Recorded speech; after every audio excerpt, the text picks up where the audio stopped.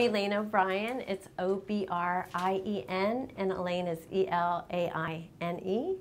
And I'm a doctoral candidate at Temple University, where I'm studying psychology of human movement, kinesiology, and I'm also a teaching assistant and an instructor of aerobics.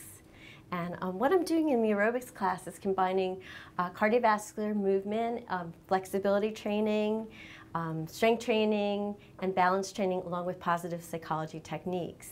And I have my master's degree in 2008 from University of Pennsylvania in applied positive psychology. It's the first program in the world, and I'm one of the first 100 people to have that degree.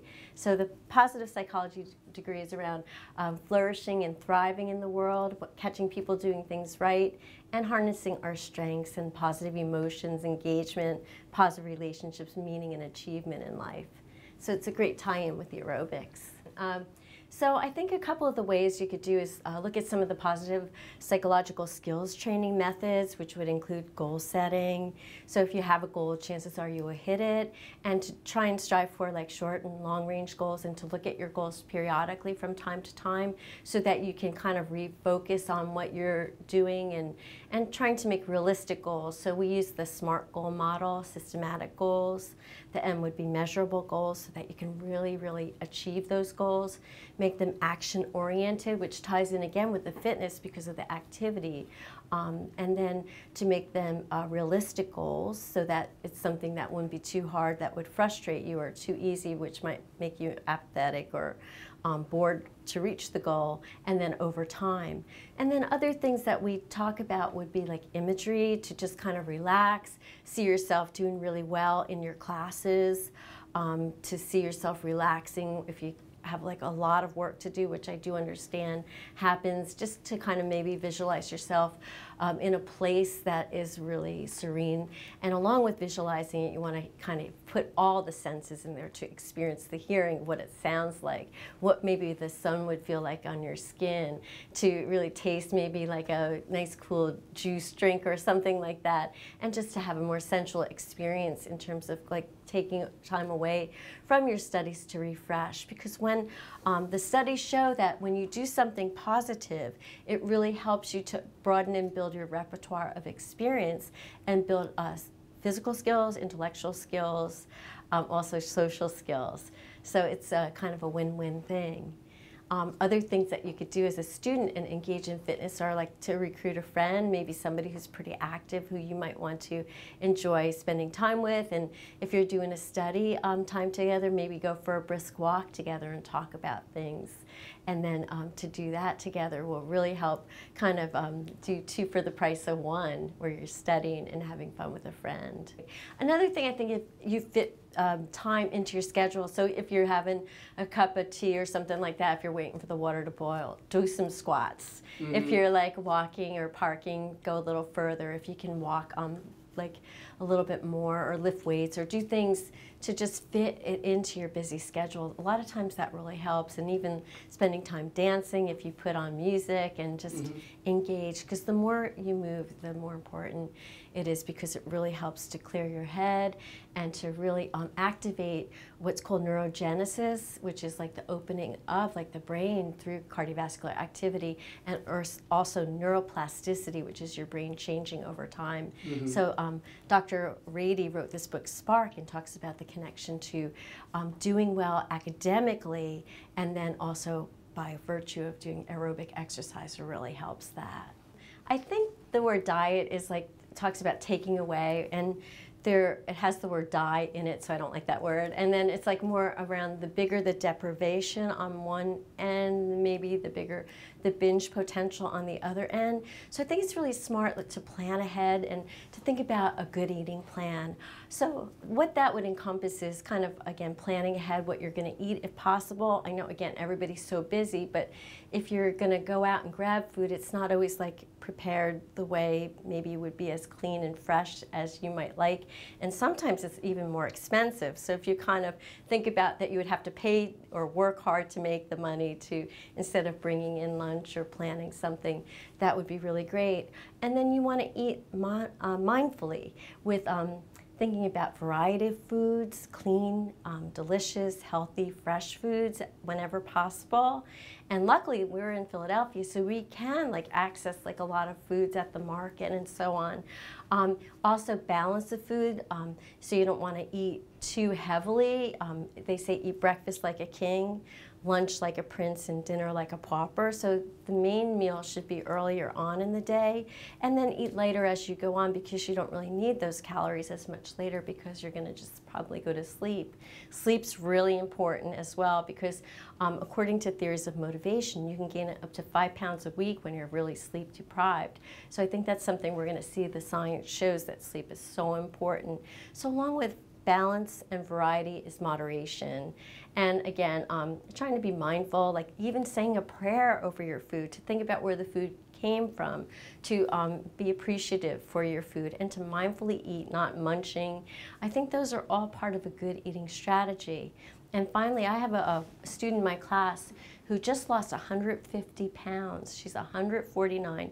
She was 300 pounds about 1.5 years ago. And what she did was, rather than, she didn't do gastric bypass, she had a great social support network. She started exercising more regularly, lifting light weights, doing flexibility training, and again, cardiovascular fitness, the key to fitness, along with going to Weight Watchers, which helped her, and then having, again, the social support of really clean, delicious, healthy food that she was preparing herself rather than going out. And sometimes it's good to have a treat, treat yourself, but again, you want to be mindful about those things. And I think it's such a shame that like the healthy foods cost more money. That's kind of unconscionable, I think. And I think it's good to band together and maybe discuss that with the higher ups, because it's really, really important to be able to fuel your body and to be healthy. And so I would say, even if you can get some staples in your home, I know you don't want to buy extra food if you're on a meal plan, right? But to take your food earlier in the day. Again, like I think clean food, what you like is often good whole grains, vegetables. I'm personally a vegetarian for a very long time, so but I do eat like some eggs, so I might have like scrambled eggs, like really lightly with some toast, dry toast, wheat toast, or whole grain, something like that, or a piece of fruit or juice. Again, like I think the fact that you even just told me what was healthy is really important, like that awareness, the mindful awareness of trying to, maybe it is a little bit tougher to explore and find the things that you like, but you said like they have the salads and the chicken, so I would go for the things that are like the lighter things, and then maybe speak to people, and if you get enough people together, and I will help you with that, to talk about why it's really important to eat clean and healthy, because especially now you're laying a foundation for your life. You want to avoid having high cholesterol later or packing on pounds, so having really good healthy habits now does start with the mindful awareness. So you've gone from pre-contemplation to contemplation to action in the trans-theoretical model of behavior change. So now we just need to get like the food people on board here. Just like the soda is probably one of the worst things that, as you mentioned, that you could be having. And so if you cut out the soda, even just have like half juice and half water or something, and make it just kind of really spicy and exciting for yourself, or more exotic, being creative, mixing juices up and then adding some sparkling water, so much better for you than the sodas. So yeah, that really packs the pounds, decays your teeth, and just really puts your body into havoc. Yeah. And even diet soda. I was with a friend this weekend, and she woke up in the morning and had a diet soda, and I was like really disappointed, because I felt like that's one of the worst things you could do for yourself. Is just like, people need to really have food as fuel, and especially if you're training like you are, you want to try and again have good food choices, and again that comes from really being mindful, aware, and having the ability to have those choices, as you mentioned. Exercise is again really important. It's a real undervalued intervention, I think, across life, and I think people understand that it's good for you, but I think the things you have to do it. So what you want to do is try and find things you love to do, maybe what you love to do as a kid, or find friends to enjoy time with. Like we have a rock climbing wall downstairs, and make a list of things you might enjoy doing. In terms of what it does for us, as I said, it really helps us with our brain health. It helps to promote neuroplasticity, which is our brain changing over time. And people used to think you got to a certain age and your brain would stop thinking. And we have students in university all ages. So it's really important to lay down that foundation of getting oxygen to our brain and neurogenesis, our brain growing. So that's really helpful. It helps reduce stress and tension. So that's huge in terms of like providing us, rather than with distress, with eustress, which is like a positive energization / stress, which helps us to propel forward in our days. Other things that exercise can do, it can be part of a social support. A lot of people ride bikes, so it could be part of transportation. And again, like in school, exercising can really just, again, offer you a sense of resilience. It can keep you healthier so you're not sick as often. It, again, gives you like a real psychological boost in terms of your ability to feel stronger, more empowered, and to feel really better about yourself. And I'm all about positive exercise practices so that you're doing activities that you really try and enjoy rather than killing yourself and then like kind of dropping out or risking being injured later. So if you think of things you enjoy, that you can do well, and you can challenge yourself through the SMART goal setting model, that would really be good. But exercise can really help us all, and particularly college students who are really hardworking. They need to take a break. And even one thing you could do is think of something you like to do. Like I like to dance, so maybe if I'm writing a paper, like I'll put on one of my favorite songs and just like dance for 3 minutes, and then kind of get a drink of water, and then I go back reframing, you know, the task at hand. Right. I think mental health is such an important part of our life and our well-being in the universe.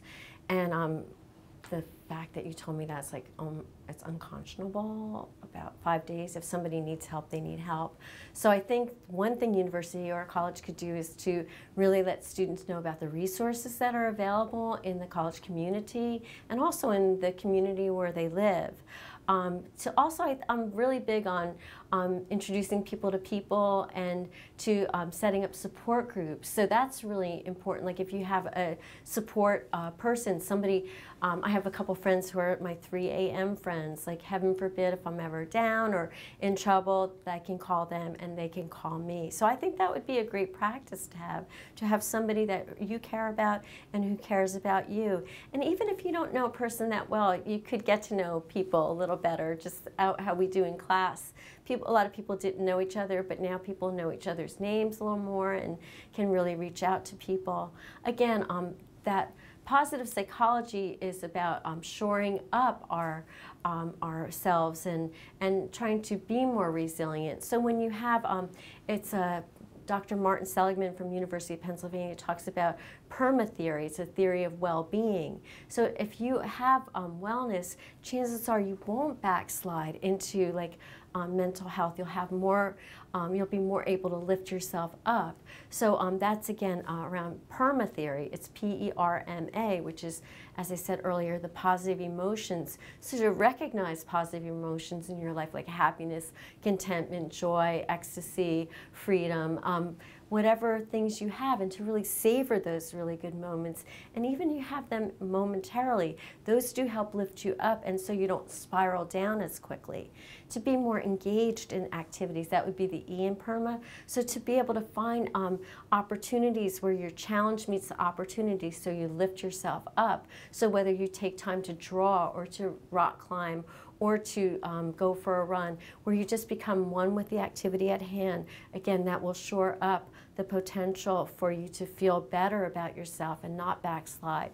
The R in PERMA is the relationship piece, and that's what I talked about, the 3 a.m. friends, and to really cultivate experiences with people that you can really be inspired and also inspire other people. And also, I think there's a relationship that you have with your healthy, strong body, and to position yourself that way. And again, going to health services or to an aerobics class or something like that, and find caring professors who would help you. The M is to have meaning in your life. And again, as I said, like to take time to be grateful for a meal might prevent you from overeating, and because you'll be more mindfully attentive about that. People they found who have more time, around religiosity or spirituality are much more happy and much more healthy. And so that, even if you're not particularly religious, to take time to appreciate nature or beauty, to get outside, that often lifts you up. Another thing around meaning is when you're feeling really bad, one of the best things you can do is to help somebody else or show your gratitude, because it kind of gets you out of your own head a little bit for a few minutes. And then probably the other person's going to be so grateful that it will lift you up in some way. And the A in permit is accomplishment. When you reach a goal or attain something and achieve something, it does give you like a boost. It makes you feel better. Now, mental health issues are very serious. So if there is a situation where you are feeling really you need to really get it. And I think it's such a really good question, Colin. And I think to have those emergency numbers on hand. But if you can boost yourself with some of those methodologies and really have a good support system, it can really bolster yourself and help you lift up.